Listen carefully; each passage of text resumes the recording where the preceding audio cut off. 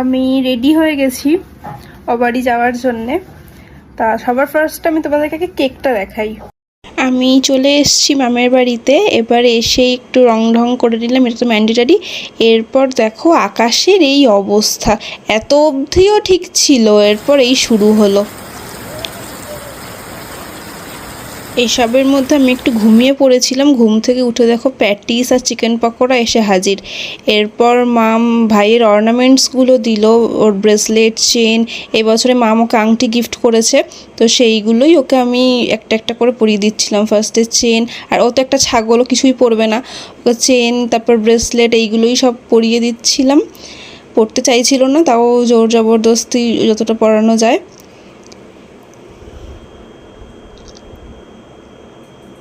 আংটিটা দেখতে বেশ সুন্দর হয়েছে, এটা মাম এবছর ওকে গিফট করলো।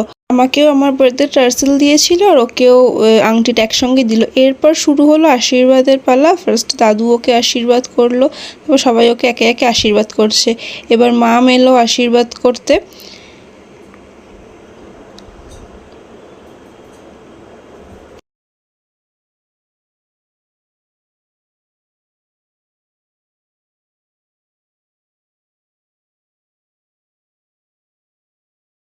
এরপর শ্রেয়া আর দীপ মামা ওকে আশীর্বাদ সেরে নিল। ওরা একসঙ্গে ওকে আশীর্বাদ করেছে, বেশিরভাগই ওকে একসঙ্গে জোড়ায় জোড়ায় আশীর্বাদ করেছে। এরপরে আকাশদা আর পিউ মামা এলো, ফার্স্টে ওরা গিফট দিল, তারপরে ওরা আশীর্বাদ শুরু করলো।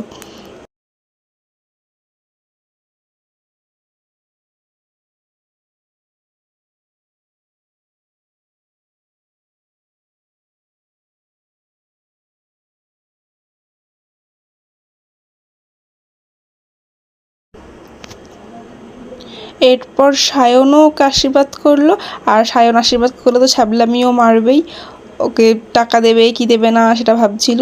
আর ও তেমনিও লুকিয়ে লুকিয়ে টাকা নিয়ে নিচ্ছিল। এবার নিখিল এলো, এরপর গোপালদা।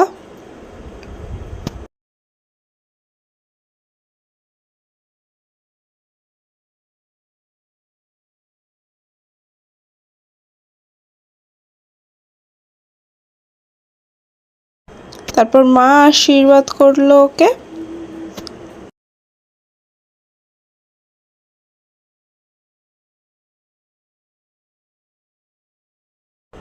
এবার শত লাস্টে আমি আশীর্বাদ করতে গিয়ে হয়েছে এক কাণ্ড।